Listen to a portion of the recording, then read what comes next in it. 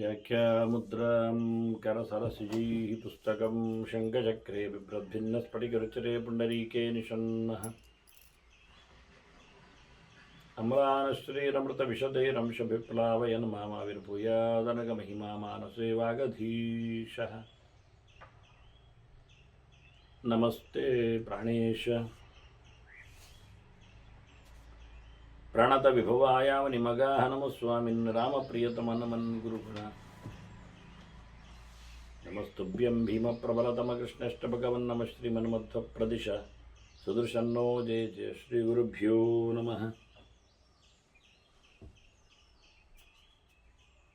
नारायणं सुरगुरुं जगदेकनाथं भक्तप्रियं सकललोकनमस्कृतं च त्रैगुण्यवर्जितमजं विभुमाद्यमीशं वन्दे भवग्रहम् अमरासुरसिद्धवन्द्यं नारायणं नमस्कृत्य नरं चैव नरोत्तमं देवीं सरस्वतीं व्यासं ततो जयमुदीरये.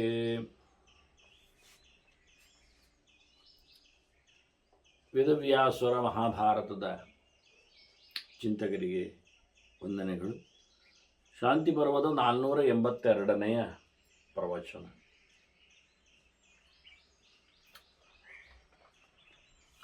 ಅದಾಗಲೇ ವ್ಯಾಸರ ಆಶ್ರಮದಿಂದ ಶುಕ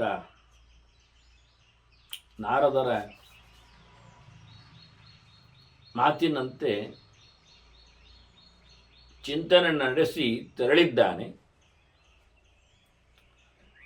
ಹಿಮಾಲಯದಾಚೆಗೆ ಊರ್ಧ್ವಗತಿಯಲ್ಲಿ ಆತನ ಪಯಣ ಗಂಗೆಯ ದಡದಲ್ಲಿನ ಅಪ್ಸರೆಯರ ನಿರ್ವಿಕಾರ ಸ್ಥಿತಿ, ಈ ಚಿಂತನೆಗಳಲ್ಲಿ ಕಥೆ ಸಾಗಿತ್ತು. ವ್ಯಾಸರಲ್ಲಿ ಹೇಳಿಯ ಹೊರಟ ಅದರಲ್ಲಿನ ಊರ್ವಶಿ ಪೂರ್ವಚಿತ್ತಿಯರು ಹೇಗೆ ಅಪ್ಪ ಬಿಟ್ಟ ಅಂತ ಪ್ರಶ್ನಿಸಿಕೊಂಡಾಗ ಶುಕ ಅಪ್ಪನಿಗೆ ನನ್ನ ಮೇಲೆ ಆಸೆ ಇದೆ, ಬಂದಾನು, ನೀವೆಲ್ಲ ಪ್ರತಿ ಉತ್ತರಿಸಿ ಅಂತ ಹೇಳಿ ಹೊರಟಿದ್ದಾನೆ. ಸನ್ನಿವೇಶ ಹಾಗೆ ನಡೆದಿದೆ. ಮುಂದೆ ಅಪ್ಪ ಬಂದಿದ್ದಾನೆ. ತಂ ಪ್ರಕ್ರಾಮಂತಮಾಜ್ಞಾಯ ಪಿತಾ ಸ್ನೇಹ ಸಮನ್ವಿತಃ. ಅಪ್ಪನಿಗೆ ಪ್ರೀತಿ ತುಂಬ. ಹೀಗಾಗಿ ಬಿಟ್ಟೇ ಹೊರಟವನನ್ನು ನೋಡಿ ಇವನು ಹೊರಟೇ ಬಿಟ್ಟ. ಉತ್ತಮಾಂ ಗತಿಮಾಸ್ಥಾಯ ಪ್ರಶ್ನತೋನು ಸಸಾರಃ. ಅವನಿಗಿಂತ ವಿಚಿತ್ರವಾದಂತಹ ಶಕ್ತಿ ವ್ಯಾಸರಿಗಿದೆ, ಭಗವಂತನೇ ತಾನೆ. ಹಾಗಾಗಿ ಮನುಷ್ಯ ಲೋಕದಲ್ಲಿ ಹುಟ್ಟಿದಾಗ ಮನುಷ್ಯರಂತೆ ಪ್ರವರ್ತಿಸಲಿಕ್ಕೆ ಅವನ ಭಿನ್ನ ಹಿಂದೆ ಸಾಗಿದಂತೆ ದುರ್ದುರನ್ನೇ ಓಡಿಬಿಟ್ಟಿದ್ದಾನೆ. ನಾನಂತ ಹೇಳಬೇಕು, ಅಪ್ಪ ಮಗ ಅಂದಾಗ ಬಹಳಷ್ಟು ಜನ ಬೇಕಾದಷ್ಟು ಹೇಳುತ್ತಾರೆ. ಬಹಳ ಎಳವೆಯ ಒಂದು ಸನ್ನಿವೇಶವನ್ನು ಯೋಚನೆ ಮಾಡಿ. ಮಗು, ತಂದೆಯೋ ತಾಯಿಯೋ ಎರಡೂ ಇರಲಿ, ಸ್ನಾನ ಮಾಡಿಸ್ತಾರೆ. ಏನು ಗಮ್ಮತ್ತಿರುತ್ತೆ. ಬಾವಿಕಟ್ಟೆಯಲ್ಲಿಯೋ ದೆಂದ್ರುಗಟ್ಟೆಯಲ್ಲಿಯೋ ಬೆಂದ್ರಗಟ್ಟೆಯಲ್ಲಿಯೋ ಇರಲಿ, ಸರೋವರದಲ್ಲಿಯೋ ನದಿಯಲ್ಲಿಯೋ, ಅಂದರೆ ಅನೇಕ ಹಂತಗಳ ಕಾಲಘಟ್ಟಗಳಲ್ಲಿ ನಾನು ಅದನ್ನು ಗುರುತಿಸಿದೆ, ಹೇಳಿದೆ. ಆ ಮಗು ಸ್ನಾನ ನಿಂತಾಗ ಮಾಡುವಾಗ, ಮಲಗಿದಾಗ ಬಿಡಿ, ಎದ್ದು ನಿಂತಾಗ ಮಾಡಿಸುವ ಸ್ನಾನದಲ್ಲಿ ಬಹಳ ಗೋಜಿ ಇರ್ತದೆ. ಅಂದರೆ ಮಗು ನಿಲ್ಲಿಕ್ಕೆ ಕಲಿತಿದೆ ಅಷ್ಟೇ. ಅದನ್ನು ನಿಲ್ಲಿಸಿ ಸ್ನಾನ ಮಾಡಿಸ್ತಾರೆ. ನಿಲ್ಲಿಕ್ಕೆ ಕಲಿತಾಗ ಅದಕ್ಕೆ ಸ್ನಾನ ಮಾಡಲಿಕ್ಕೆ ಕಲೀಲಿಕ್ಕೆ ಬಂದಿರುವುದಿಲ್ಲ. ಆಗ ಓಡಾಡುವುದೇನು, ಅದನ್ನು ಹಿಡ್ಕೊಳ್ಬೇಕಾಗತ್ತೆ. ಎಣ್ಣೆ ಹಾಕಿದರೆ ಮೈ ಜಾರುವುದೇನು, ಕೈ ಜಾರುವುದೇನು. ನೀರು ಹಾಕಿದಾಗ, ಈ ಆನೆಗಳು ನೀರು ಹಾಕಿದಾಗ ಓಡಾಡುತ್ತೆ. ಹಾಗೆ ಜಗಲಿ ತುಂಬ ಓಡಾಡುವ ಕತೆ, ಬಾತ್ರೂಮ್ ತುಂಬ ನಲಿದಾಡುವ ಬಗೆ, ನಗು, ನೀರೆರ ಚಾಟ, ಆ ಮಗುವಿಗೆ ಮೈಗೆ ನೀರು ಚೆಲ್ಲಿ ಎಸೆದು ತಿಕ್ಕಬೇಕು ಅಂತ ಹೊರಟಾಗ ತಿಕ್ಕುತ್ತಿರುವ ಹೊತ್ತಿನಲ್ಲಿ ಬಕೆಟ್ ಮೇಲೆ ಕೈಯಾಡಿಸಿ ಅಪ್ಪನ ಮುಸುಡಿಗೂ ಅಮ್ಮನ ಸೀರೆಗೂ ನೀರೆರಚಲಿಕ್ಕಿಲ್ವ. ಕೊನೆಗೇನೋ ಸದ್ದು ಗದ್ದಲ ಎಲ್ಲ ಮುಗಿದು ಮೆತ್ತನೆ ಮಗು ಹೊರಗೆ ಬರಲಿಕ್ಕೆ ಉಂಟು, ಹೆತ್ತವರು ಹೊತ್ತು ತರಲಿಕ್ಕೆ ಉಂಟು. ಅದನ್ನು ಚಂದ ಮಾಡಿ ಎಷ್ಟು ಬಿಸಿ ನೀರಿನ ಸ್ನಾನ ಮಾಡಿಸಿದ್ರು ಅದನ್ನು ಮತ್ತೆ ಬೆಚ್ಚಗೆ ಹೊದೆದೆತ್ತಿ ತರಲಿಕ್ಕೆ ಉಂಟು. ಅದು ನಡೆಯುವ ಮಗುವಾಗಿದ್ದರೂ ತೊಟ್ಟಿಲಲ್ಲಿ ಅದು ಕೂತಿರಬೇಕು. ಇರಲಿ ಬಿಡಿ, ಇದೊಂದು ಕಾಲ ಕಳೆದಿದೆ, ಸವೆದಿದೆ. ಮತ್ತೊಮ್ಮೆ ಅದೇ ಸ್ನಾನಘಟ್ಟ ಎದುರಿಗೆ ಬಂದಿದೆ. ಈಗ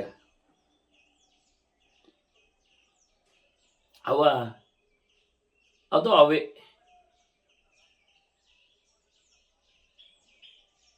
ಬಹಳ ಕಷ್ಟದಲ್ಲಿ ನಿಲ್ಲುವವನು. ಅದು ಸ್ನಾನವೊಂದು ಬೇಕೇ ಅಲ್ಲವ? ಅದು ಮಡಿವಂತಿಕೆಯ ಲಕ್ಷಣವು, ಅದು ಧರ್ಮದ ನೆಲೆಗಟ್ಟು, ಅದು ಟೋಟಲಿ ರಿಫ್ರೆಶ್.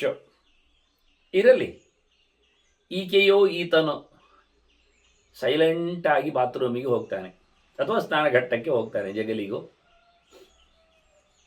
ಬರಬೇಕು ಮಗ ಅಥವಾ ಮಗಳು. ಬಕೆಟ್ ನೀರು ಹೊತ್ತು ಬರ್ತಾಳೆ, ಮೈಗೆ ನೀರು ಹಾಕ್ತಾನೆ, ಈತ ಕೂತಿರ್ತಾನೆ. ಮಗು ನಿಂತಿತ್ತು, ಸ್ನಾನ ಮಾಡಿತ್ತು. ಈ ಅಜ್ಜ ಕೂತಿರ್ತಾನೆ. ಅಜ್ಜ ಅಂತ ಹೇಳೋದಿಲ್ಲ, ನಾನು ಅಪ್ಪ ಅಂತೇನೆ, ಆದರೆ ಅಜ್ಜ ಆಗಿದ್ದಾನವ. ಅವ ಕೂತ್ರೆ ಹೇಳುವುದಿಲ್ಲ, ಎದ್ರೆ ಕೂತ್ಕೊಳ್ಳುವುದಿಲ್ಲ. ಏನೋ ಬಾತ್ರೂಮಿಗೆ ಗೋಡೆ ಹಿಡ್ಕೊಂಡು ಹೋಗಿದ್ದ. ಸ್ನಾನದ ಒಂದು ಬಗೆ ಆಗಬೇಕಲ್ಲ, ಆಗಿ ಹೋಯ್ತು.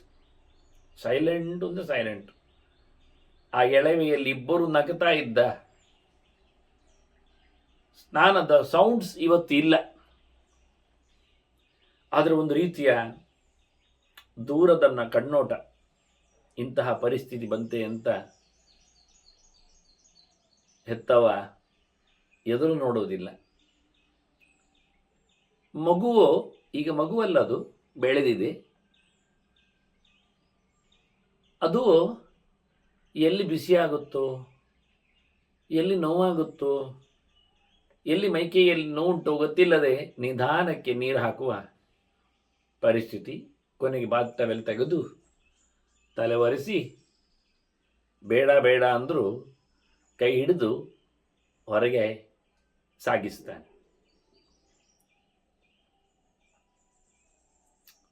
ಹೇಗಿರುತ್ತೆ ಬಗೆ? ಆದರೆ ಇವತ್ತು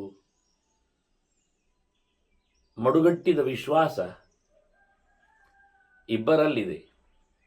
ಆವತ್ತು ಮಗುವಿನಲ್ಲಿ ಏನಿರಲಿಲ್ಲ, ಅಪ್ಪನಲ್ಲಿ ನಿರೀಕ್ಷೆ ಮಾತ್ರ ಇತ್ತು. ಆಗ ಕರ್ತವ್ಯದ ಗಟ್ಟಿತನ ಇತ್ತು. ಇವತ್ತು ಇಂತಹ ಭಾಗ್ಯ ಕೊನೆ ಕ್ಷಣದಲ್ಲಿ ಯಾರಿಗೆ ಇರುತ್ತೆ? ಈ ಮತ್ತೆ ಸ್ನಾನದ ಕಟ್ಟೆ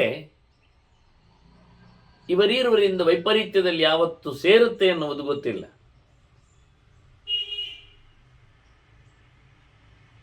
ಹೀಗಾಗಿ ಇಲ್ಲಿ 25ರ ಎಳೆವೆಯ ಚಿಗುರು ಮೀಸೆಯ ಶುಕ ಸರ್ವಸಂಗ ತ್ಯಾಗ ಮಾಡಿ ಮೇಲೆ ನೆಗೆದಾಗ 5 ಶಿಷ್ಯರು ನಾವು ಅಂತ ಹೇಳಿಕೊಂಡು ವ್ಯಾಸರ ಸರ್ವಸ್ವವನ್ನು ಲೋಕಕ್ಕೆ ಹಂಚಲೆಂದು ಪಣತೊಟ್ಟ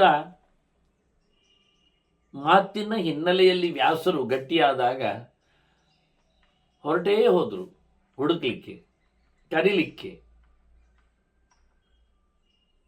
ಆದರೆ ಬಹಳ ಗಮ್ಮತ್ತಿದೆ ಮಾತ್ರ. ನಿಮೇಷಾಂತರ ಮಾತ್ರೇಣ ಶುಕಾಭಿ ಪತನಂ ಯಯೋ. ಅವನಿಗೇನು ಬಹಳ ಹೊತ್ತು ಬೇಕಿತ್ತು ಯೋಗದ ಮಾರ್ಗದಲ್ಲಿ ತೆರಳಿದಾಗ. ಈ ಅಪ್ಪ ಒಂದೇ ಕ್ಷಣದಲ್ಲಿ ಹೋಗಿಬಿಟ್ಟಿದ, ನಿಮಿಷದಲ್ಲಿ ಅವನು ಎಲ್ಲಿದ್ದಾನೆ ಅಲ್ಲಿಗೆ ಬಂದ. ಸದದರ್ಶ ನೋಡಿದ, ಆ ಬೆಳ್ಳಿ ಬಂಗಾರ ಬೆಟ್ಟದ ಎಡೆಯಲ್ಲಿ ಆತ ಹಾಯುತ್ತಿರುವುದನ್ನು ನೋಡಿಬಿಟ್ಟ, ಕೂಗಿಯೇ ಬಿಟ್ಟ. ನಿಜವಾಗಿ ಭಾಗವತ ಹೇಳುತ್ತದೆ ಪುತ್ರ ಅಂತ ಕರೆದಿದ್ದಾನೆ ಅಂತ. ಆದರೆ ಕರೀಲಿಕ್ಕೆ ಆಗದೆ ಗಂಟಲು ಕಟ್ಟಿ ಹೋಗಿದೆ ಅಂತ. ಭಾರತ ಇದು ವ್ಯಾಸರೇ ಹೇಳಿದ ಕಥೆಗಳು, ನಾರದರೇ ತಿಳಿಸಿದ ಚಿಂತನೆಗಳು ಅಂತ ಭೀಷ್ಮರೇ ಹೇಳಿಕೊಳ್ಳುತ್ತಾರೆ. ಅಲ್ಲಲ್ಲಿ ಬರ್ತಾ ಇತ್ತು ಈ ಮಾತುಗಳು ಅಂತ. ತತಶುಕೇತಿ ದೀರ್ಘೇಣ ಸೈಕ್ಷೇಣ ಆಕ್ರಂದಿತಸ್ತದ. ಬೊಬ್ಬೆ ಹೊಡೆದಂತೆ ವ್ಯಾಸ. ಶುಕ ಅಂತ ಹೇಳಿ ದೀರ್ಘವಾದ ಉಚ್ಚಾರಣೆಯ ಸೌಲಭ್ಯಗಳ ಉಳ್ಳ ಕಂಠ ಅದು, ವೇದ ಹೇಳಿದ ನೆಲೆ. ಹಾಗಾಗಿ ಬಹಳ ಚಂದವಾಗಿ ಕರೆದಿದ್ದಾನೆ ಅಂತಾರೆ. ಅವನು ಹಾಗೆ ಹೋಗಿದ್ದ, ಹೇಳಿದ್ದ, ಅಪ್ಪ ಬರ್ತಾನೆ, ಶುಕ ಅಂತ ಕರೀತಾನೆ, ನೀವೆಲ್ಲ ಓ ಹೇಳಿ ಅಂತ. ಬಹಳ ಚೆನ್ನಾಗಿ ಹೇಳಿ ಹೋಗಿದ್ದ ಎಲ್ಲೆಡೆ.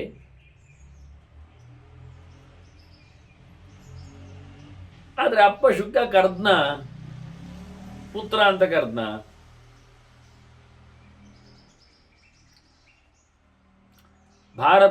ಭಾರತದಲ್ಲಂತೂ ಈಗ ಪಾಠದಲ್ಲಿ ತತಃ ಶುಕೇತಿ ಉಂಟು, ತತಃ ಪುತ್ರೇತಿ ದೀರ್ಘೇಣ ಅನ್ನುವಲ್ಲಿ ಏನು ಪದವ್ಯತ್ಯಾಸ ಆಗುವುದಿಲ್ಲ. ಭಾಗವತದಲ್ಲಿ ಪುತ್ರ ಅಂತಲೇ ಕರೆದದ್ದನ್ನೇ ಹಾಕಿಬಿಟ್ಟಿದ್ದಾರೆ. ಅಲ್ಲಿ ಛಂದಸ್ಸಿಗೆ ಪುತ್ರ ಅಂತಲೇ ಬೇಕಾಗತ್ತೆ, ಶುಕ ಶಬ್ದ ಆಗುವುದಿಲ್ಲ. ಯಂ ಪ್ರವ್ರಜಂತ ಮನುಪೇತಮಪೇತ ಕೃತ್ಯಂ ದ್ವೈಪಾಯನೋ ವಿರಹಕಾತರಾಜುಹಾವ ಪುತ್ರೇತಿ. ಹಾಗಾಗಿ ಎಂ ಪ್ರವರಜಂತ ಅಂತ ಮೊದಲ ಅಕ್ಷರ ಪಾದದಲ್ಲಿ ಗುರು. ಹಾಗಾಗಿ ಪುತ್ರ ಅಂತ ಹೇಳಿ ಮೊದಲ ಅಕ್ಷರ ಗುರು ಬರಬೇಕು, ಶುಕೇತಿ ಆಗುವುದಿಲ್ಲ. ಸುಮಾರಾಗಿ ವಿಸ್ತಾರವಾದ ಕಥೆಯನ್ನು ಚಿಂತನೆ ಮಾಡುವಲ್ಲಿ ಭಾರತವನ್ನು ಗಮನಿಸಿ ಹೇಳಿ, ಭಾಗವತದ ಕಥೆಗಳಲ್ಲಿ ಎಲ್ಲಿಯಾದರೂ ಹೆಚ್ಚು ಕಡಿಮೆ ಇದ್ದರೆ ಅದು ಭಾರತಕ್ಕೆ ಅನುಗುಣವಾಗಿ ಅರ್ಥ ಮಾಡಿ ಅಂತ ನಿರ್ಣಯದ ಗೆರೆ ವಾಸ್ತವವಾಗಿ. ಯಾಕೆ ಅದರಲ್ಲಿ ವಿಸ್ತಾರವಾಗಿ ಹೇಳಿದ್ದದು ಮುಖ್ಯ. ಇದು ಸಂಕ್ಷೇಪ ಮಾಡುವಾಗ ಹೇಗೂ ಸಹ ಎಬ್ರಿಜ್ಡ್ ನೋಟ್ಸ್ಗಳಲ್ಲಿ ಸ್ವಲ್ಪ ಹೆಚ್ಚು ಕಡಿಮೆ ಆಗ್ತದೆ ಅಂತ ಹೇಳಿಕೊಂಡು, ಹಾಗೆ ವಿಸ್ತಾರವಾದ ಕತೆ ಬಂದದ್ದು ಶುಕರದ್ದು ಭಾರತದಲ್ಲಿ. ಹಾಗಾಗಿ ಭಾರತದಲ್ಲಿ ಹೀಗೆ ಹೇಳಿದ್ದು ಸರಿಯಾ ಅಂತ ಕೇಳಿದರೆ ಇಲ್ಲಿ ಪಾಠದ ಶುದ್ಧಿಯ ಯೋಚನೆ ಬೇಕಲ್ಲ ಶಬ್ದದ್ದು. ಹಾಗಾಗಿ ಕರೆದದ್ದು ಪುತ್ರ ಅಂತಲೇ, ಇಲ್ಲೇನು ಚಂದಮಂಗ ಆಗುದಿಲ್ಲ. ತತ ಪುತ್ರೇತಿ ದೀರ್ಘೇಣ ಅಂತ. ಯಾಕೆ ಅಂದರೆ ಅವನು ಸ್ನೇಹ ಯಂತ್ರಿತ ಅಂತ ಹೇಳಿತ್ತು ಹಿಂದೆ, ಸ್ನೇಹ ಸಮನ್ವಿತ ಅಂತ. ವ್ಯಾಸರಿಗೆ ಮಗನ ಪ್ರೀತಿ, ಹಾಗಾಗಿ ಮಗ ಅಂತಲೇ ಕರೆದಿದ್ದ. ಶುಕನಿಗೆ ತಂದೆ ಆಗಿದ್ದರೂ ಅವನು ನಿಜವಾದ ತಂದೆ ಅಲ್ಲವ. ನಿಜವಾದ ತಂದೆ ಬ್ರಹ್ಮ, ಬ್ರಹ್ಮನ ತಂದೆ ಭಗವಂತ. ಹಾಗಾಗಿ ಅಜ್ಜ. ಆದ್ದರಿಂದ ನನ್ನನ್ನು ಹೆಸರೆತ್ತಿ ಕರೀತಾನೆ, ಮಗ ಅಂತ ಕರೆಯುವುದಿಲ್ಲ ಅಂತ ಹೇಳಿ ಅವನಿಗೆ ಗ್ಯಾರಂಟಿ. ದೇವರು ಯಾರನ್ನು ಮಗ ಅಂತ ಕರೆಯುವುದಿಲ್ಲ, ಬ್ರಹ್ಮನನ್ನು ಮಾತ್ರ ಕರೀತಾನೆ, ವಾಯುವನ್ನು ಮಾತ್ರ ಕರೀತಾನೆ. ಉಳಿದವರು ಹುಟ್ಟಿರ್ತಾರೆ ವಿರಾಟ್ ರೂಪಗಳಿಂದ ಅನೇಕ ಪ್ರಕಾರಗಳಲ್ಲಿ, ಅದು ಅವರಿಗೆ ಮತ್ತು ಹೊರಗಿನಿಂದ ಹುಟ್ಟು ಇದೆ ಆಗ್ಲಿಕ್ಕೆ ಹೋಗಿ ಅವರನ್ನು ಕರೆಯುವುದಿಲ್ಲ ಅಂತ ಎನ್ನುವ ಎಚ್ಚರ ಇದೆ ಸೈದ್ಧಾಂತಿಕವಾಗಿ ಶುಕನಿಗೆ. ಹಾಗಾಗಿ ಹೋಗುವಾಗ ನನ್ನನ್ನು ಶುಕ ಅಂತ ಕರೀತಾರೆ ಅಂತ.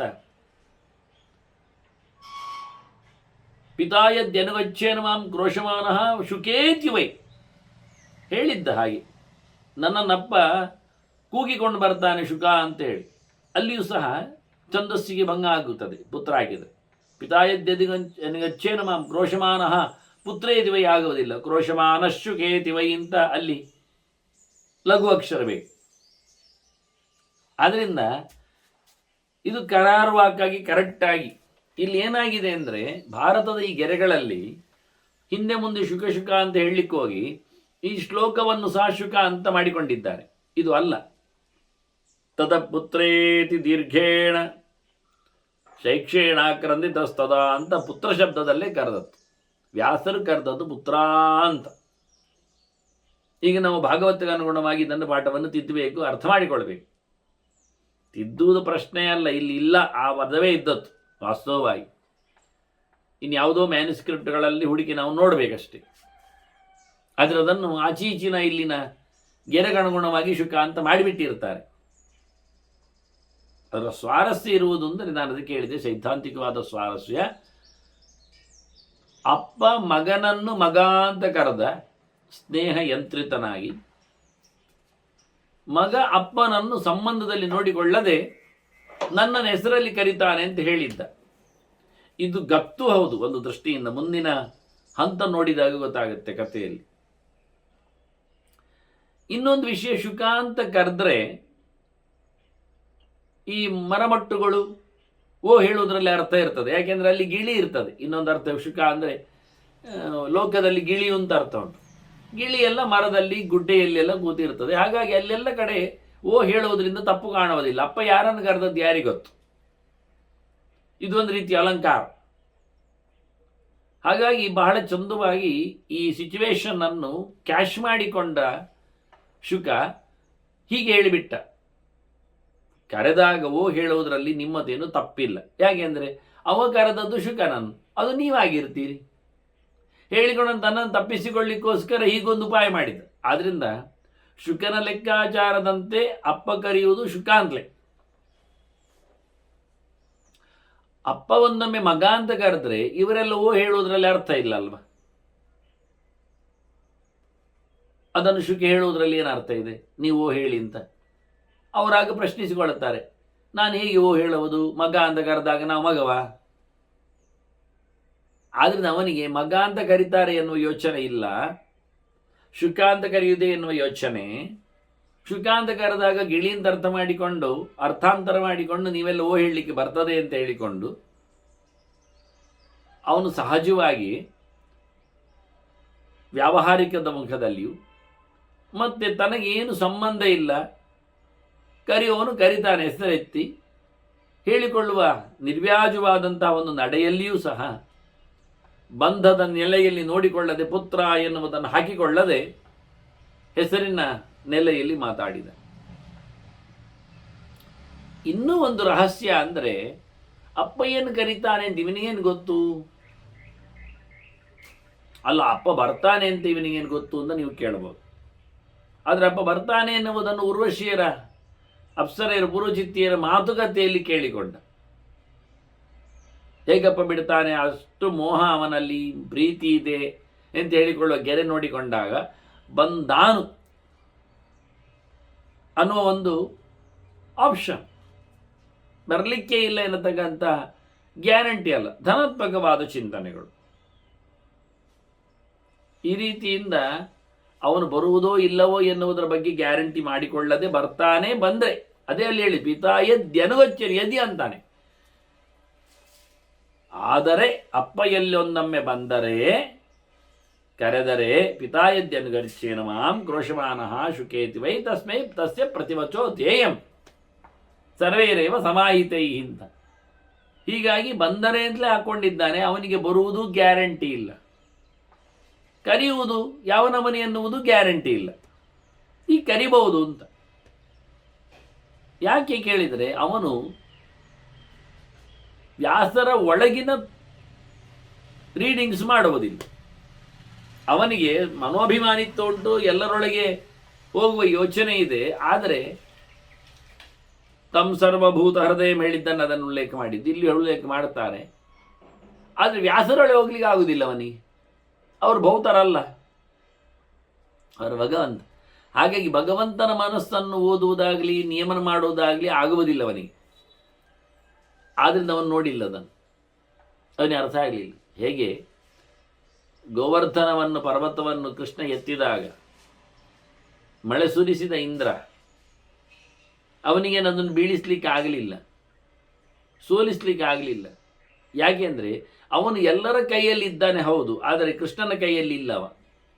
ಕೃಷ್ಣನ ಕೈಯೊಳಗೆ ಹಸ್ತದ ಇಂದ್ರಿಯಕ್ಕೆ ಸ್ವಾಮಿಯಾದ ಇಂದ್ರ ಎತ್ತಿ ಹಿಡಿದ ಗೋವರ್ಧನವನ್ನು ನೋಡಿದಾಗ ಕೃಷ್ಣನ ಕೈಯಲ್ಲಿ ಅವನು ಇದ್ದಾನೆ ಅಂತ ಆದರೆ ಅವನು ಅದನ್ನು ಕೆಳಗಿಳಿಸ್ತಿದ್ದ, ಬೀಳಿಸುತ್ತಿದ್ದ. ಆದ್ದರಿಂದ ಅವನಿಗೆ ಆಗಲಿಲ್ಲ. ಅವರಿಗೆ ಯಾವುದೇ ತತ್ವದ ಅಭಿಮಾನಿಗಳಿಗೆ, ಅವರಿಗಿಂತ ಮೇಲಿನವರಲ್ಲಿ ಆ ತತ್ವಗಳಿಗೆ ಅವರಿಗೆ ಅಭಿಮಾನ ಇರುವುದಿಲ್ಲ. ಒಳಗಿದ್ದುಕೊಂಡಿರ್ತಾರಷ್ಟೇ, ಬೇಕಾದರೆ ಕೆಲಸ ಮಾಡುವುದಿಲ್ಲ. ಆದ್ದರಿಂದ ಪ್ರಾಣನ ಶರೀರದಲ್ಲಿ ತತ್ವಾಭಿಮಾನಿಗಳೆಲ್ಲ ದೇವರ ರೂಪಗಳೇ. ಅದನ್ನೆಲ್ಲ ನಾನು ಪಟ್ಟಿ ಹಾಕಿದ್ದೇನೆ, ಕೊಟ್ಟಿದ್ದೇನೆ.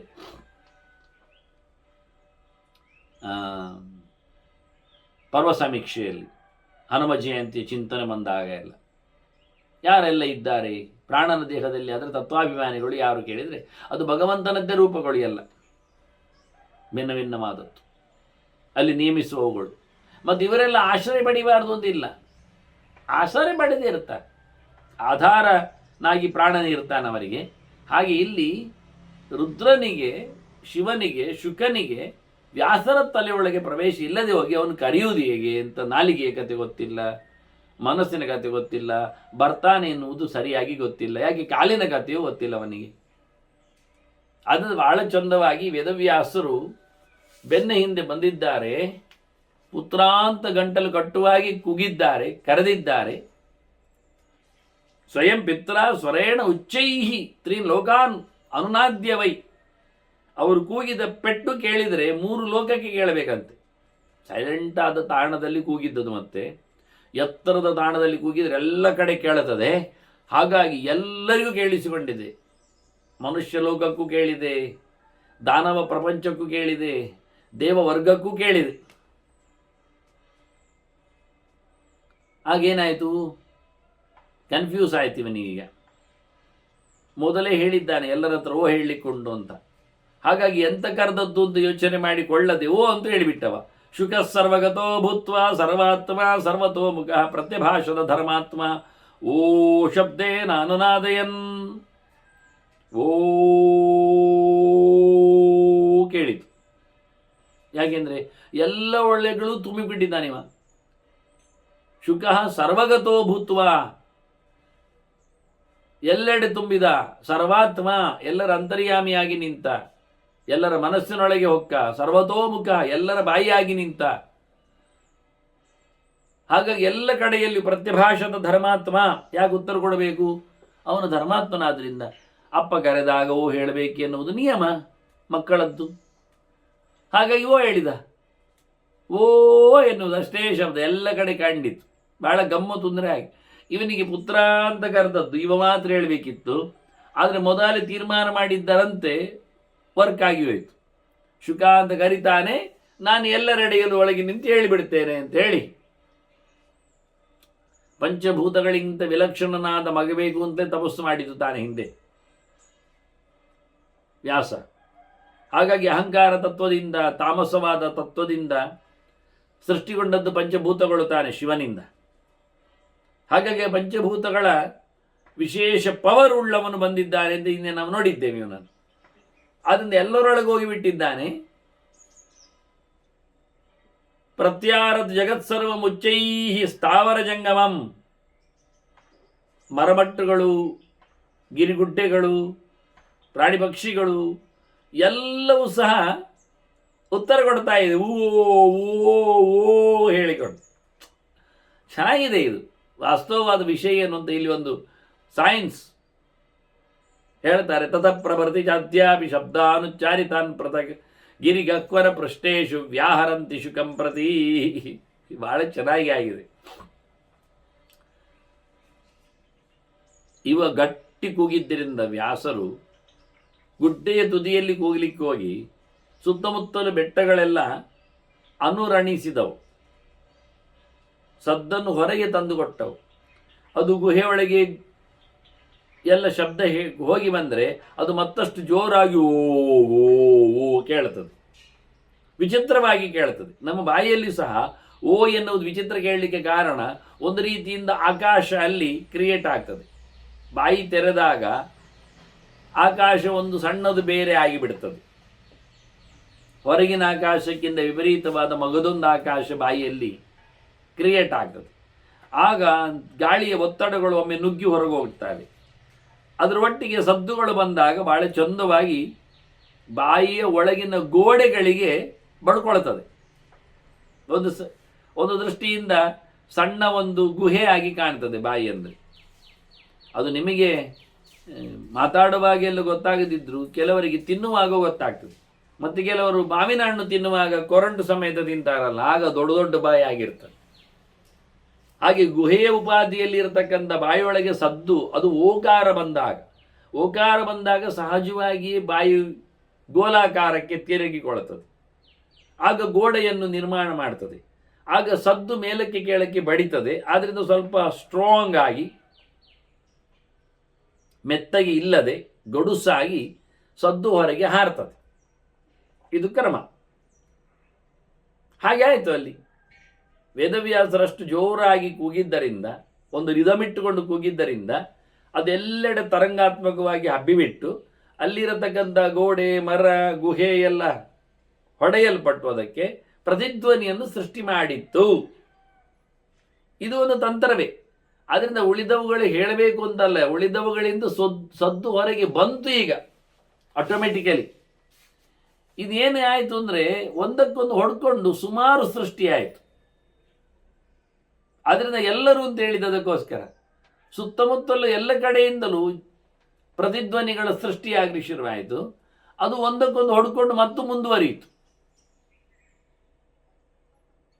ಅದೊಂದು ಲೆಕ್ಕಾಚಾರ ಇದೆ. ಪ್ರತಿಧ್ವನಿ ಬರಲಿಕ್ಕೆ ಅಂದರೆ ಮನುಷ್ಯ ಮಾತಾಡಿದ್ದು ಇನ್ನೊಂದು ಕಡೆಗೆ ಹೋಗಿ ಬಡದು ಹಿಂದೆ ಬರಬೇಕಾದ್ರೆ ಎಷ್ಟು ದೂರ ಇರಬೇಕಾಗತ್ತೆ ಅಂದರೆ ಶಬ್ದದ ವೇಗ, ಅವನ ಮಾತಿನ ಘಟ್ಟ, ಅದನ್ನು ನಿಲ್ಲಿಸಿ ಅವನು ಹೇಳಿಕೊಂಡ್ರೆ ಅದು ಹೊಡೆದು ಹೊರಗೆ ಬಂದು ಅವನಿಗೆ ಮಾತಾಡ್ತದೆ. ಯಾರು ಯಾರು ಅದು ಉತ್ತರ ಬರ್ತದೆ ಅವನಿಗೆ. ಅದು ಕೆಲವೊಮ್ಮೆ ಬಹಳ ದೂರದ ಗೋಡೆ ಆಗಿದ್ರೆ ಯಾರು ಯಾರು ಮತ್ತೆ ಬರ್ತದೆ. ಆ ಬಂದದ್ದು ಮತ್ತೊಮ್ಮೆ ಹೊಡ್ಕೊಳ್ಳಿಕ್ಕೆ ಹೋಗಿ ಮತ್ತೆ ಯಾರು ಯಾರು ಯಾರು ಯಾರು ಹೀಗೆ ಕೇಳ್ತಾ ಕೇಳ್ತಾ ಒಂದಕ್ಕೊಂದು ಹೊಡ್ಕೊಂಡು. ಇದನ್ನು ಮೈಕಿನಲ್ಲಿ ಇವತ್ತು ಇಂಥ ವ್ಯವಸ್ಥೆಗಳನ್ನು ಮಾಡಿರ್ತಾರೆ, ಸ್ಪೀಕರ್ಗೆ ವ್ಯವಸ್ಥೆ ಮಾಡಲಿಕ್ಕೆ. ಅಂದರೆ ಹೇಳಿದ್ದು ಮತ್ತೆ ರಿಪೀಟ್ ಆಗುವಂಥ ರೀತಿಯಲ್ಲಿ ಬರುವ ಹಾಗೆ ಹಮ್ಮಿಂಗ್ ಬರುವ ಸ್ಟೈಲಲ್ಲಿ. ಇದು ಸಹಜವಾಗಿಯೇ ನ್ಯಾಚುರಲಿ ಆಗತಕ್ಕಂಥ ಕ್ರಿಯೆ. ಇದು ಮುಂದೆ ಆಯಿತು ಅಂತಾರೆ. ಈ ಕ್ರಿಯೋತ್ಪತ್ತಿ, ಈ ನಮೂನೆಯ ಒಂದು ತಂತ್ರಾಂಶ, ಈ ಬಗೆಯ ಒಂದು ಸೈನ್ಸ್ ಮುಂದೆ ವರೆದದ್ದು ಅಂತಾರೆ. ಅದಕ್ಕಿಂತ ಮೊದಲು ಇರಲಿಲ್ಲ ಅನ್ನುವ ರೀತಿಯಲ್ಲಿ ಇದ್ದವುಗಳನ್ನೀಗ ಹೆಂಗಸರಲ್ಲಿ ಗುಟ್ಟು ಉಳಿಬಾರದು ಇನ್ನು ಮುಂದೆ ಅಂತ ಹೇಳಿಬಿಟ್ನಲ್ಲ ಕುಂತಿಗೆ. ಅವಳು ಕರ್ಣನ ಬಗ್ಗೆ ಹೇಳದೇ ಇದ್ದಾಗ ಧರ್ಮರಾಜ, ಈಗಲೇ ನಡೆದ ಘಟನೆಗಳಿದು. ಅದಕ್ಕಿಂತ ಮೊದಲು ಹೆಂಗಸರೆಲ್ಲ ಗುಟ್ಟನ್ನು ಒಳಗಿಟ್ಕೊಡ್ತಿದ್ರು. ಅದು ಕುಂತಿಯಿಂದಾಗಿ ಉಳಿದ ಹೆಂಗಸರಿಗೆಲ್ಲ ಅಪಮಾನ ಆಯಿತು, ಅಪಚಾರ ಆಯಿತು, ಅಪವಾದ ಆಯಿತು. ಇವತ್ತು ಕೆಲವು ಹೆಂಗಸರೆಲ್ಲ ಎದ್ದು ನಿಂತು ಹೇಳ್ಬೋದು, ನಾವೆಲ್ಲ ಹಾಗೆಲ್ಲ ಮೋಸದವರಲ್ಲ, ಧರ್ಮರಾಜನ ನಮಗೆ ಶಾಪ ಗೀಪ ಎಲ್ಲ ತಾಗುವುದಿಲ್ಲ, ಹೇಳುವುದಿಲ್ಲ ಅಂತ. ಅವನು ಧರ್ಮ ದೇವತೆವ. ಧರ್ಮ ಅಂದ್ರೇನು? ಓಪನ್ ಆಗಿರುವಂಥದ್ದು, ಆರ್ಜವ, ಸ್ಟ್ರೈಟ್ ಫಾರ್ವರ್ಡ್ನೆಸ್, ಮುಚ್ಚು ಮೊರೆ ಇಲ್ಲ. ಅಮ್ಮ ಆದ್ರೇನು? ಮುಚ್ಚಿಕೊಂಡ್ಲಲ್ಲ ಸಬ್ಜೆಕ್ಟ್. ಹಾಗಾಗಿ ಧರ್ಮದೇವತೆಯಾಗಿ ರಾಜಧರ್ಮದಂತೆ ಯಮಧರ್ಮ ಧರ್ಮರಾಜ ಹೇಳಿಬಿಟ್ಟ ಇನ್ನು ಮುಂದೆ ಅಂತ. ಅದು ಇನ್ನು ಮುಂದೆ ಎನ್ನುವುದನ್ನು ಈಗ ಚಾಲ್ತಿಗೆ ತಂದು ರುಟೀನ್. ಹಿಂದೆಯೂ ಹಾಗೆ ಹೆಂಗಸರು ಗುಟ್ಟನ್ನು ಅದಿಮಿಡಿಕೊಳ್ಳುವವರೇ ಅನ್ನುವ ರೀತಿಯಲ್ಲಿ. ಅದರಂತೆ ಇವ ಮಾಂಡವಿಯ ಆಣಿ ಬೆನ್ನಲ್ಲಿ ಹೊಡ್ಕೊಂಡವ, ಅವನು ನಿಜವಾಗಿ ಬಹಳ ಜಾಸ್ತಿ ತಪಸ್ಸು ಮಾಡಿದ್ದಕ್ಕೆ ತಪಸ್ಸನ್ನು ತೆಗಿಲಿಕ್ಕೋಸ್ಕರ ಯಮ ಹೋಗಿ ಹೀಗೆಲ್ಲ ಸುಳ್ಳು ಹೇಳಿದ್ದವನಿಗೆ, ನೀನು ಎಳವೆಯಲ್ಲಿ ಒಂದು ಸಣ್ಣ ನೊಣಕ್ಕೆ ಕಡ್ಡಿ ಹಾಕಿದೆ ಅಂತ. ಅದು ಎಳವೆಯಲ್ಲೆಲ್ಲ ಮಾಡಿದ್ದನ್ನು ಲೆಕ್ಕ ಮಾಡಲಿಕ್ಕಿಲ್ಲ ಮಾರಾಯ. ಇನ್ನು ಮುಂದೆ ಯಾರಾದರೆ ಆಗಲಿ 14 ವರ್ಷದ ನಂತರ ಏನು ಮಾಡ್ತಾರೆ ಅದನ್ನು ಮಾತ್ರ ಅವರು ಉಣಬೇಕು, ಪ್ಲಸ್ ಆರ್ ಮೈನಸ್ ಅನ್ನೋ ನೆಲೆಯಲ್ಲಿ. ಅದಕ್ಕಿಂತ ಮೊದಲೆಲ್ಲ ತಂದೆ ತಾಯಿಗಳ ಜವಾಬ್ದಾರು ಅಂತ. ಹಾಗಾದ್ರೆ ಅವನಿಂದ ಮುಂದಕ್ಕೆ ಧರ್ಮಶಾಸ್ತ್ರ ತಿದ್ದುಪಡಿ ಆಯ್ತು ಹೇಳುವುದಾ? ವೇದ ಧರ್ಮ ಅಲ್ವಾ, ಅದು ಹಿಂದೆ ಇರಲಿಲ್ವ? ಹಾಗಾಗಿ ಇತ್ತು, ಅದನ್ನು ಊರ್ಜಿತಗೊಳಿಸಿದ ಅಂತ ನಾವು ಹೇಳಬೇಕು. ಅದು ಹೇಗೆ ಗೊತ್ತಾಗತ್ತೆ ಅಂದರೆ, ಈ ಪ್ರಿಯವ್ರತ ಅವನು ತನ್ನ ಅಜ್ಜುಗೊಟ್ಟ ಬಂಗಾರದ ರಥದಲ್ಲಿ ಸುತ್ತುವಡೆದ. ಅವನು ಎಂತ ಗೊತ್ತುಂಟ, ಈ ಸೂರ್ಯ ಹಗಲಿಗೆ ಮಾತ್ರ, ರಾತ್ರಿಗೆ ಇಲ್ಲ. ಈ ಲೋಕವನ್ನು ಅವನು ಬೆಳಗಿಸುವುದಿಲ್ಲ. ನಾನೊಂದು ಕೆಲಸ ಮಾಡ್ತೇನೆ ಅಂತೇಳಿ ತನ್ನ ಬಂಗಾರದ ರಥದಲ್ಲಿ ಕೂತು ಸಂಜೆ ಆದ ತಕ್ಷಣ, ಸೂರ್ಯ ಕಂತಿದ ತಕ್ಷಣ ಇವನು ಅಷ್ಟೇ ಸ್ಪೀಡಲ್ಲಿ ಒಮ್ಮೆ ರೌಂಡ್ ಬರೋದು. ಇದರಿಂದ ಏನಾಯಿತು ಅಂದರೆ ಲೋಕ ಮತ್ತೆ ಬೆಳಕೆ ಆಯಿತು, ರಾತ್ರಿ ಪೂರ್ತಿ. ಮಧ್ಯವಾಚೆ ಹೋಗಿರ್ತಾನೆ, ಮತ್ತೆ ಸೂರ್ಯ ಬಂದಿರ್ತಾನೆ. ಇವ ಸೂರ್ಯನನ್ನು ತಪ್ಪಿಸಬಾರದು ಅಂತೇಳಿ ಮಾಡಿದ ರೀತಿ ನೋಡಿದರೆ, ಹೀಗೆ 7 ಸರ್ತಿ ಬಂದ, ಮತ್ತೆ ಯಾರೋ ನಿಲ್ಲಿಸಿರ್ಬೇಕು ಅವನನ್ನು. ಅದೇನಾಯಿತು, ಅವನು ಈ ಪ್ರಕಾರವಾಗಿ ಓಡಿಕೊಂಡು ಹೋಗುವ ರಥದ ಚಕ್ರದ ಒಂದು ಗೆರೆ ನೆಲಕ್ಕೆ ಬಿದ್ದು 7 ಸಮುದ್ರ ಆಯಿತು ಅಂತಾರೆ. ಸಮುದ್ರ ಖಂಡ ಆಗಲಿಕ್ಕೆ ಕಾರಣ, ಹಾಗಾದ್ರೆ ಅದಕ್ಕಿಂತ ಮೊದಲು 7 ದ್ವೀಪ, 7 ಸಮುದ್ರ, 7 ರುಚಿ ಆ ಸಮುದ್ರದಲ್ಲಿ ಅದು ಇರಲಿಲ್ವಾ ಅಂದರೆ, ಅದಕ್ಕೆ ಹೇಳ್ತಾರೆ ಹಿಂದೆ ಇದ್ದದ್ದನ್ನೇ ಇವನ ರಥಚಕ್ರ ಹೋಗಿ ಜಾಸ್ತಿ ಹೊಂಡ ಮಾಡಿತು ಅಂತ ಅರ್ಥ ಮಾಡಿಕೊಳ್ಳಿ ಅಂತ ಹೇಳ್ತಾರೆ. ಅವ ಹೋದದ್ದು ಸಮುದ್ರದ ದಾರಿಯಲ್ಲೇ ಹೋದದ್ದವ. ಇದ್ದದ್ದನ್ನೇ ಅವನು ಮತ್ತಷ್ಟು ಗೆರೆ ಮಾಡಿದ, ಗೀರ್ಲಿಕ್ಕೆ ಹೋದ ಅಂತ. ಹೀಗೆ ಕೆಲವು ಕಥೆಗಳೆಲ್ಲ ನಡೆದೋದವುಗಳನ್ನು ಊರ್ಜಿತಗೊಳಿಸುವುದು ಅಂತ ಇರ್ತದೆ, ಮತ್ತೆ ಮೇಲಕ್ಕೆ ತರುವುದು ಅಂತ. ಹಾಗೆ ಅನೇಕ ದೃಷ್ಟಾಂತಗಳಿವೆ ಈ ಕಥೆಗಳಲ್ಲೆಲ್ಲ, ಬಹಳಷ್ಟು ಗಮ್ಮತ್ತುಗಳಿರ್ತವೆ. ಅದರಂತೆ ಇಲ್ಲಿ ಬಹಳ ಚೆಂದಾಗಿ ಈ ಸೈನ್ಸು, ವಾಸ್ತವವಾದ ಅಂಶ, ಪ್ರತಿಧ್ವನಿಯ ಸಿದ್ಧಾಂತ ಬಹಳ ಚೆನ್ನಾಗಿತ್ತು. ಇವ ಒಮ್ಮೆ ಕರೆದದ್ದು ಇವನಿಗೆ ಸುತ್ತಮುತ್ತಲಿನಿಂದ ಓ ಓ ಓ ಓ ಓ ಕೇಳ್ತಾ ಉಂಟು. ಹಾಗೆಯಾ ಅಲ್ವಾ? ವಿಷಯ ಸತ್ಯ. ಇಲ್ಲಿ ಅದುವೇ ಹೇಳಿಕೊಂಡ ರೀತಿ ನೋಡಿಕೊಂಡಾಗ ಓ ಬಂದದ್ದು ಸುತ್ತಮುತ್ತಲೊಂದು, ನಿಜವಾಗಿ ಓ ಬರಬಾರ್ದಲ್ಲ, ಪುತ್ರ ಅಂತ ಕರೆದದ್ದಲ್ಲ, ಅದೇ ಬರಬೇಕಲ್ಲ. ಅದೂಲಾ ಬಂತು ಈಗ ಹೇಳುವುದಾದ್ರೆ, ಅದು ಒಂದು ಅರ್ಥ ಇದೆ. ಈ ಪ್ರತಿಧ್ವನಿ ಸಿದ್ಧಾಂತದಲ್ಲಿ ಬರುವಾಗ ಅದು ಒಂದು ಲೆಕ್ಕ ಬರ್ತದೆ. ಪುತ್ರ ಅಂತ ಕರೆದಿದ್ದಾನೆ, ಅದರಿಂದ ಎಲ್ಲ ಕಡೆಯಲ್ಲಿ ಬಡ್ಕೊಂಡು, ಯಾಕೆಂದ್ರೆ ಉಳಿದವು ಓ ಹೇಳುವ ಬದಲಿಗೆ ಅದು ಅಲ್ಲಾದ್ರಿಂದ, ಶುಕ ಅಂತ ಕರೆದದ್ದು ಅಲ್ಲಾದ್ರಿಂದ ಅವುಗಳು ಕೂಡಲೇ ಏನು ಮಾಡಬೇಕು, ಅವುಗಳು ಸಹ ಪುತ್ರ ಪುತ್ರ ಪುತ್ರ ಪುತ್ರ ಪುತ್ರ ಕರೆದವು, ಅದು ಆಗ್ತದೆ ಅರ್ಥ. ಆದರೆ ಇಲ್ಲಿ ಇನ್ನೊಂದು ಸಂಗತಿ ಉಂಟು ಕೇಳಿದರೆ, ಆವತ್ತು ಕರೆದು ಎಲ್ಲರೂ ಓ ಹೇಳಲಿಕ್ಕೆ ಹೋಗಿ ಇವತ್ತು ಸಹ ಶುಕನನ್ನು ಕುರಿತು ಹೇಳಿದ ಮಾತುಗಳಿಗಾಗಿ ಗುಡ್ಡೆ ಬೆಟ್ಟಗಳು ಎಲ್ಲ ಓ ಹೇಳ್ತವೆ ಅಂತ ಹೇಳ್ತಾರೆ. ಅಂದರೆ ನೀವಲ್ಲಿ ಹೋಗಿ ಏಕಾಂತವಾದಂತಹ ಕೆಲವು ಕಾಡಿನೊಳಗೆ, ಗುಹೆಯೊಳಗೆ ಎಲ್ಲ ಹೋದರೆ ಅಲ್ಲಿ ಶಬ್ದ ಕೇಳ್ತದೆ ಓ ಅಂತ. ಅಂದರೆ ಅಲ್ಲಿ ಒಂದು ರೀತಿಯ ಗಾಳಿಯ ಒತ್ತಡದಿಂದ ಸದ್ದು ಹೊರಗೆ ಬರ್ತದೆ. ಅದು ಆವತ್ತು ಶುಕನಿಗಾಗಿ ಹೇಳಿದ ಕತೆ ಅಂತ ಇವತ್ತು ಹೇಳ್ತಾರೆ. ಇದು ವಿಷಯ ಇಲ್ಲಿ ಪ್ರಧಾನವಾದ ವಿಷಯ ಇದು.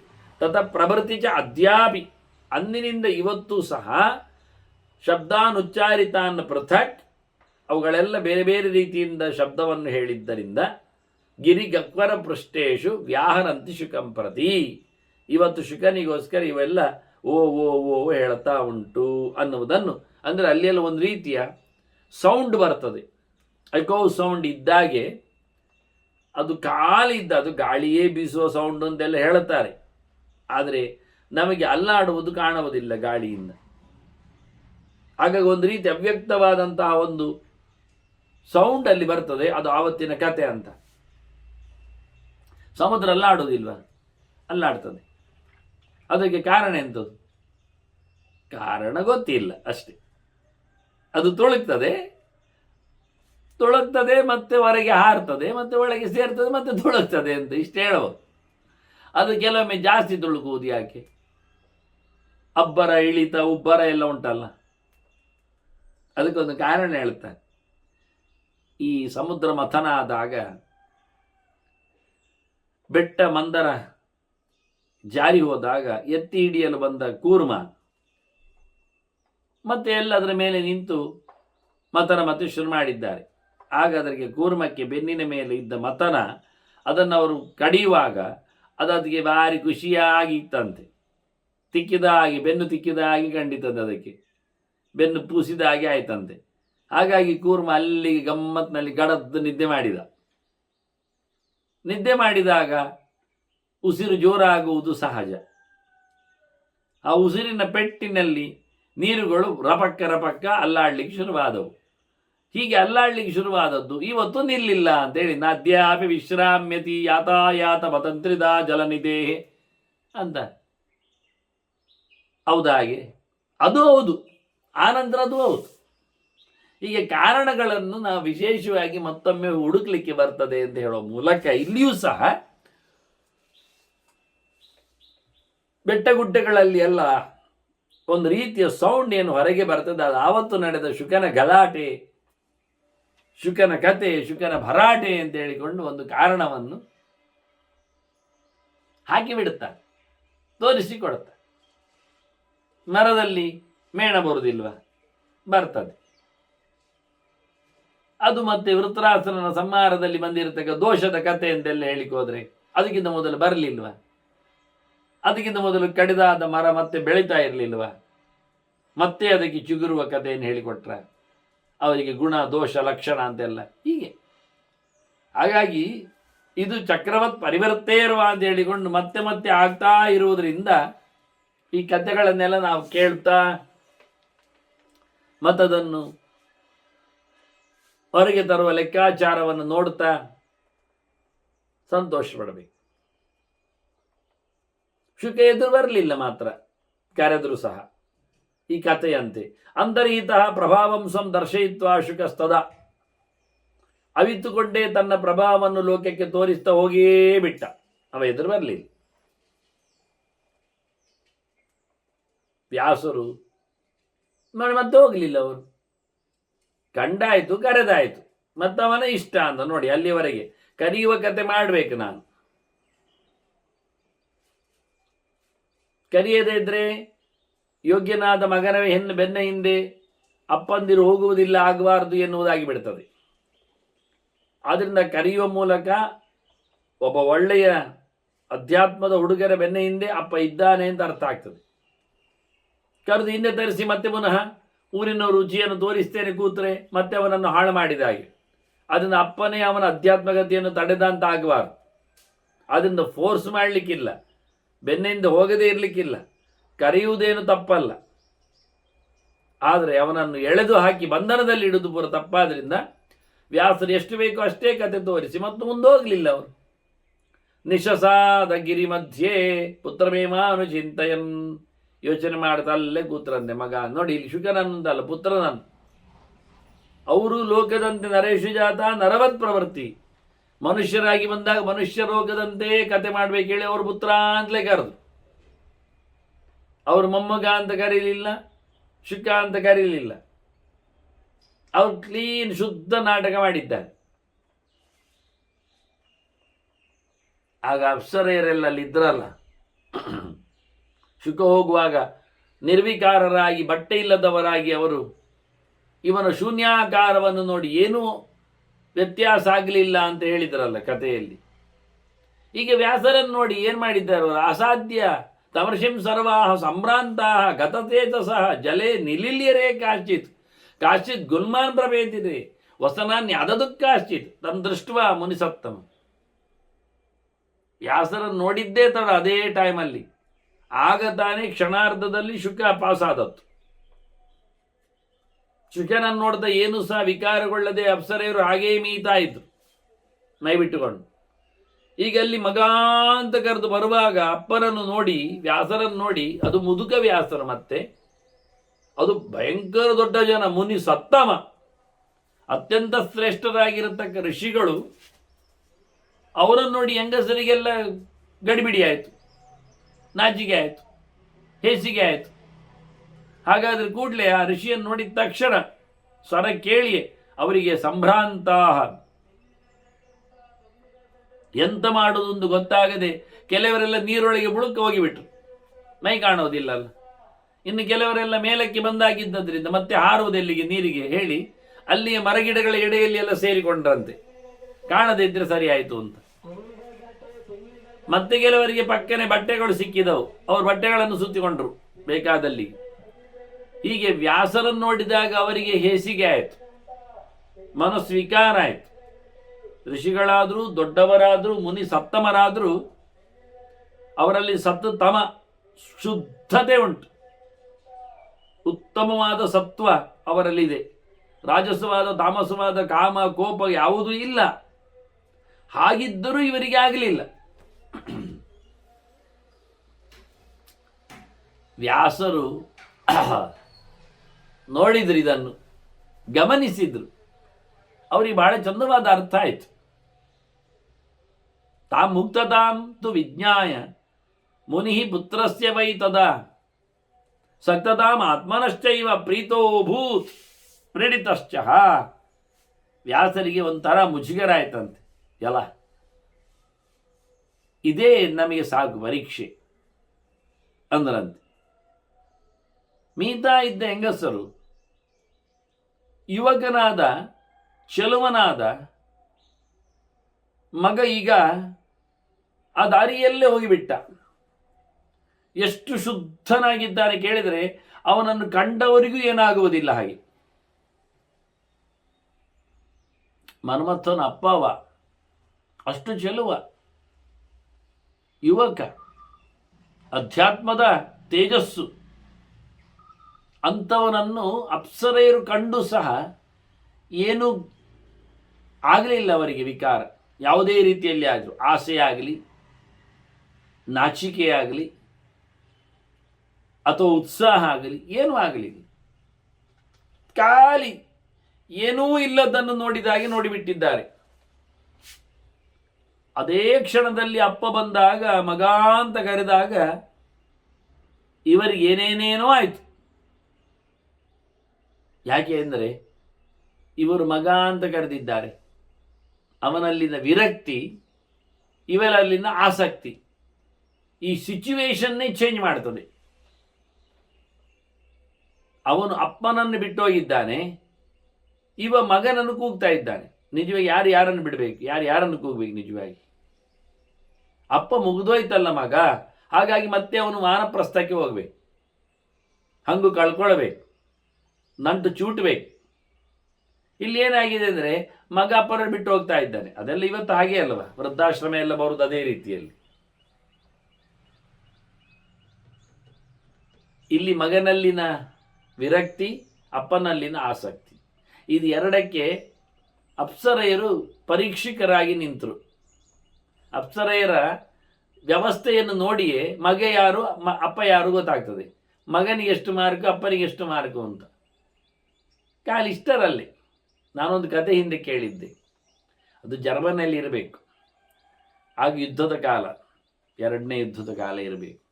ಆಗ ಪ್ರತಿಯೊಂದು ಮನೆಯಲ್ಲಿ ಶೋಲ್ಜರ್ಸ್ ಯುದ್ಧಕ್ಕೆ ಸೇರಬೇಕೆನ್ನುವ ಒಂದು ಆಜ್ಞೆ, ಕಟ್ಟಾಜ್ಞೆ ಇತ್ತು. ಬಾರದಿದ್ದವರನ್ನು ಎಳ್ಕೊಂಡೋಗಿ ಶಿಬಿರದಲ್ಲಿ ಹಾಕಿ ಟ್ರೈನಿಂಗ್ ಮಾಡ್ತಿದ್ರು. ಆಗ ಕೆಲವರೆಲ್ಲ ತಪ್ಪಿಸಿಕೊಳ್ಳಲಿಕ್ಕೆ ತಮಗೆ ಕಣ್ಣು ಸಮ ಇಲ್ಲ, ಅಂದರೆ ಗುರಿ ಬೇಕಾಗ ಬೇಡಿ ಬಿಡಲಿಕ್ಕೆ ಪಿಸ್ತೂಲ್ ಉಪಯೋಗಿಸಿಕೊಳ್ಳಲಿಕ್ಕೆ, ಪಿಸ್ತೂಲಲ್ಲಾಗ ದೊಡ್ಡದು ಗನ್ ಇದ್ದದ್ದು. ಆಗ ತಮಗೆ ಗಣ್ಣು ಸಮ ಇಲ್ಲ ಅಂತ ಹೇಳಿಕೊಂಡವರು ತಪ್ಪಿಸಿಕೊಳ್ಳಲಿಕ್ಕೆ ನೋಡ್ತಿದ್ರು. ಆಗ ನಾನು ಕೇಳಿದ ಕತೆ. ಅದಕ್ಕೋಸ್ಕರ ಅವರನ್ನು ಶಿಬಿರದಲ್ಲಿ ನಿಮಗೆ ಕಣ್ಣು ಸಮ ಉಂಟ ಇಲ್ಲ ಅಂತ ಟೆಸ್ಟ್ ಮಾಡಲಿಕ್ಕೆ ಉಂಟು ಅಂತ ಹೇಳಿಕೊಳ್ಳುವ ನೆಲೆಯಲ್ಲಿ ಹಾಗೇನು ಹೇಳಲಿಲ್ಲ ಅವರು ಬಾಯ್ಬಿಟ್ಟು ಅವರನ್ನು. ಇದು ಟೋಟಲಿ ಅಂತ ಹೇಳ್ತಾರೆ, ಅದಕ್ಕೆ ಮೆಡಿಕಲ್ ಚೆಕಪ್ ಅಂತ ಹೇಳಿದ್ದಾರೆ ಅಷ್ಟೆ. ಹಾಗೆ ಅವರನ್ನಲ್ಲಿ ಕೂಡಿ ಹಾಕಿ ಬೇರೆ ಬೇರೆ ಸೆಲ್ಗಳಲ್ಲಿ ಹಾಕಿ ಒಬ್ಬೊಬ್ಬರನ್ನೇ ಪ್ರತ್ಯೇಕಗೊಳಿಸಿ ಅವರನ್ನು ಪರೀಕ್ಷೆ ಮಾಡಲಿಕ್ಕೋಸ್ಕರ ಬಹಳ ಚಂದದ ಹುಡುಗಿಯರನ್ನು ಬಿಟ್ಟದ್ದು. ಅಂದರೆ ನರ್ಸು ಅಂತ ಹೇಳಿಕೊಂಡು ಬಹಳ ಕಡಿಮೆ ಬಟ್ಟೆ ಎಲ್ಲ ಹಾಕಿಕೊಂಡು ಆಗ ಅವರನ್ನು ಮೈ ಮುಟ್ಟಿ, ಕಿವಿ ಮುಟ್ಟಿ, ಕಣ್ಣು ಮುಟ್ಟಿ ಹಾಗೆಲ್ಲ ಅವರು ಪರೀಕ್ಷೆ ಮಾಡುವುದು. ಪರೀಕ್ಷೆ ಮಾಡುವಾಗ ಅವನು ಗೊತ್ತಾಗಿ ಹೋಗ್ತಿದ್ದ. ಅದು ಹೆಣ್ಣು ಮುಟ್ಟಿದಾಗ ಅವನಿಗೆ ಆಗತಕ್ಕ ರೋಮಾಂಚಗಳಿಂದ ಎಲ್ಲ ಇದಕ್ಕೆ ಸರಿ ಉಂಟು ಕಣ್ಣು ಅಂತ ಹೇಳಿಕೊಳ್ಳುವ ನೆಲೆಯಲ್ಲಿ ಬಂದಾಗಲಿ, ಕಣ್ಣು ಮುಟ್ಟುವ ಮುಂಚೆ, ಮೈ ಮುಟ್ಟುವ ಮುಂಚೆ ಕೆಲವೊಮ್ಮೆ. ಹಾಗಾಗಿ ಇದು ಸರಿ ಉಂಟು ಕಣ್ಣು ಇದಕ್ಕೆ ಹೇಳಿಕೊಂಡು ಅವನನ್ನೆಲ್ಲ ಈಚೆ ಮಾಡ್ತಿದ್ರು. ಇದು ಪರೀಕ್ಷೆ ಮಾಡುವ ವಿಧಾನ ಸುಮ್ಮನೆ. ಹಾಗೆ ಇಲ್ಲಿ ಶುಕನ ಗಮನವೇ, ವ್ಯಾಸರ ಆಗಮನವೇ ಆ ಪರೀಕ್ಷೆಯಲ್ಲಿ ಅಪ್ಸರೆಯರು ನೆಲೆಗೊಂಡಾಗಿ ಸ್ವಯಂ ಅಪ್ಸರೆಯಲ್ಲಿ ಭಾವವಿಕಾರ ಆದದ್ದು, ಆಗದೇ ಇದ್ದದ್ದು ಏನೋ ನೆಲೆಯಲ್ಲಿ. ಇದೆಲ್ಲ ಕತೆ ಹೇಳಿದ್ದೇ ವೇದವ್ಯಾಸರು. ಮಗನ ಎತ್ತರವನ್ನು ಬಿತ್ತರಿಸಿದ್ದೇ ವ್ಯಾಸರು. ಮತ್ತೆ ತನ್ನನ್ನು ಪುಸ್ ಮಾಡಿ ಮಗನನ್ನು ದೊಡ್ಡದು ಮಾಡಿ, ಯಾಕೆ ಕೇಳಿದರೆ ಅಂತಹ ಒಳ್ಳೆಯ ವೈರಾಗ್ಯಶಾಲಿಯಾದ ಮಗ ಇರಬೇಕು ಅಂತ ಹೇಳಿಕೊಂಡು, ಅದು ರುದ್ರದೇವನೇ, ರುದ್ರದೇವರು ವೈಭವವನ್ನು ತೋರಿಸಬೇಕು, ಅವನು ಹೇಗೆ ವೈರಾಗ್ಯ ಇದ್ದ ಅವನಿಗೆ ಅಂತ ಹೇಳಬೇಕು ಅಂತ ಹೇಳಿ ತನ್ನ ಮಗನಾಗಿ ಅವನು ಯಾವ ರೀತಿಯಲ್ಲಿ ಗಡ್ಸಾದ ಅಂತ. ಅಪ್ಪನಿಗೆ ಅದು ಪ್ಲಸ್ ಪಾಯಿಂಟೇ ಅಲ್ವ. ಮಗ ಭಾರಿ ಶೈನಾದ ಅಂದ ತಕ್ಷಣ ಅಪ್ಪ ಹೊಟ್ಟೆಗಿಚ್ಚಿ ಪಡುವುದಲ್ಲ, ಮತ್ತಷ್ಟು ಖುಷಿ ಪಡಬೇಕು. ಹಾಗಾಗಿ ಇದನ್ನು ತೋರಿಸಿ ಕತೆ ಮಾಡಿಸಿ ವೇದವ್ಯಾಸರೇ ಇದನ್ನು ತಿಳಿಸಿಬಿಟ್ಟಿದ್ದಾರೆ. ಹಾಗಾಗಿ ಬಹಳ ಇಷ್ಟ ಆಯ್ತಂತೆ ವ್ಯಾಸರಿಗೆ ಈ ಕತೆ ಕೇಳಿ. ಮುಂದೆ ವ್ಯಾಸರು ಅಲ್ಲಿ ಕೂತಿದ್ದಾರೆ. ಕತೆ ಏನು ಮುಂದುವರಿದಿದೆ ಎನ್ನುವುದನ್ನು ಮತ್ತೆ ನಾವು ಸೇರಿದಾಗ ಚಿಂತನೆ ನಡೆಸುವ ವಂದನೆಗಳೊಂದಿಗೆ ಶ್ರೀಕೃಷ್ಣ ನಾರಾಯಣ ನಾರಾಯಣ.